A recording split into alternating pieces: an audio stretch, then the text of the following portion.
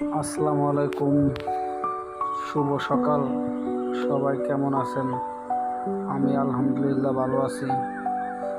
গতকাল রাতে আমি আর আমার কাছের ছোট ভাই হায়াতুল্লাহ রাত একটা গাড়িতে করে বান্দরবনের উদ্দেশ্যে রওনা দিই। ভোরে ঘুম থেকে উঠেই দেখি আমরা বান্দরবনের কাছাকাছি চলে এসেছি। এই তো আপনারা দেখতেছেন বান্দরবন এরিয়ার বর্ডার গার্ডের একটি ক্যাম্প। সকাল সকাল ঘুম থেকে উঠেই এত সুন্দর সকাল দেখাটা খুবই আমাদের দুজনের কাছে খুবই ভালো লাগতেছিল। বান্দরবনের আঁকা বাঁকা রাস্তা দিয়ে যখন গাড়ি চলতেছিল মনে মনে হয়েছিল যে আমরা যেন অন্য এক জগতে চলে এসেছি। পাহাড়ি রাস্তা, এত সুন্দর সকাল, বান্দরবনে না আসলে বুঝতেই পারতাম না। যাই হোক, গাড়ি চলতে চলতে আপনাদের সাথে কিছু তথ্য শেয়ার করি। ঢাকা থেকে বান্দরবনের দূরত্ব প্রায় 350 কিলোমিটারের মতন। আর গাড়ির ভাড়া নন এসি 900 টাকা, আর এসি গাড়ি 1200 থেকে শুরু করে 1800 টাকা পর্যন্ত আছে। ঢাকা থেকে বান্দরবন নিয়মিত যেই বাসগুলো চলাচল করে তার মধ্যে উল্লেখযোগ্য হলো Hanif, Shyamoli, Unique, Robi Express, Saint Martin, Hyundai, Imperial Express. এই গাড়িগুলো আপনারা পাবেন ঢাকা থেকে সেন্ট মার্টিন। নিয়মিত তারা সার্ভিস দিয়ে থাকে। রাত 10টা থেকে শুরু করে রাত 12টা পর্যন্ত আপনারা বান্দরবনের গাড়ি পেয়ে যাবেন আরামবাগ থেকে। আর যেতে সময় লাগবে মোটামুটি 7 থেকে 9 ঘন্টার ভিতরেই। রাস্তাঘাট ঠিক থাকলে আল্লাহর রহমতে চলে যেতে পারবেন আপনারা। আমার অনেক দিনের শখ ছিল বান্দরবন যাওয়া। হায়াতো অনেক দিন ধরে আমাকে বলতেছিল, ভাই চলেন বান্দরবন যাই। আনসার্টেনলি প্ল্যানেই দুই ভাই বান্দরবনের উদ্দেশ্যে চললাম। আর বান্দরবনের রাস্তা তো দেখেই খুবই ভালো লাগলো।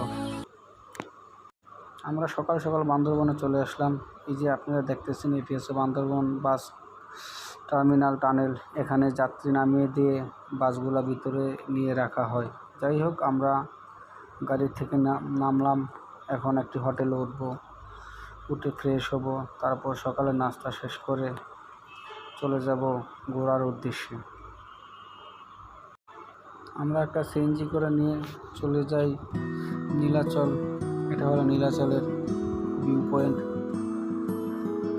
শুরুতে নীলাচল যাই, এটা দেখতেছেন ভিউ পয়েন্ট। উপর থেকে বান্দরবনের ভিউ পয়েন্ট খুবই সুন্দর। আর কী বলবো, এত সুন্দর। আমাদের সাথে কিরণ ভাইও ছিল। আমরা 3 ভাই ওখানে খুব ভালো একটু সময় কাটাইতেছিলাম।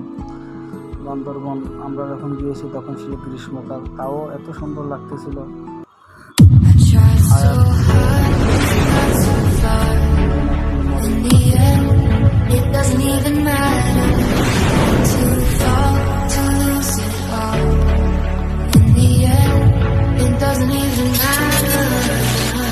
আমি একটু করতেছিলাম হুদাই আর কি।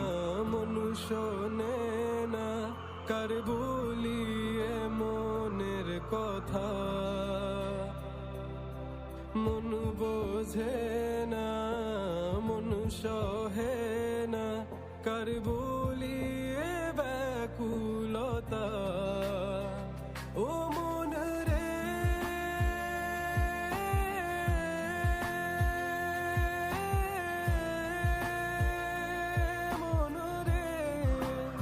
এই নীলাচল ঢুকতে পার পারসন 50 টাকা করে টিকিট দিতে হয় সবাইকে। এখানে মোটামুটি আমরা এক থেকে 1.5 ঘন্টার মতন ছিলাম। বাচ্চারা খেলা করতেছিল, তারা গিয়ে খুবই মজা করে। ওখানে গিয়ে ছোটোবেলার কথা মনে পড়লো। তাদের এই পিছল মাটি দেখতে দেখতে মন চাইছিল যে আমি হায়াতে দিই, বাট আমরা তো অনেক বড় হয়ে গেছি, তাই দেওয়া পসিবল না। যাই হোক, হায়াতকে একটি শর্ট ভিডিও করে দিতেছিলাম।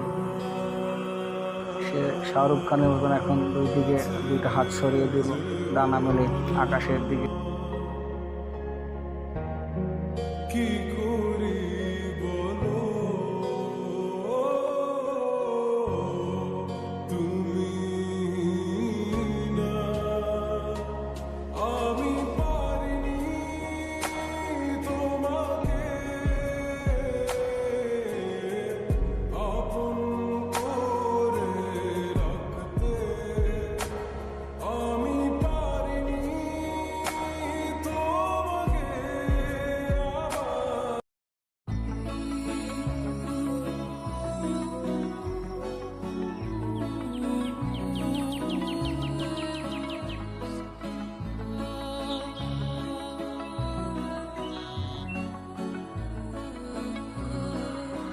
নীলাচল ঘোরাঘুরি শেষ করে আমরা চলে আসলাম মেঘলাতে। এখানেও ঢুকতে পার পারসন 50 টাকা করে টিকিট দিতে হয়।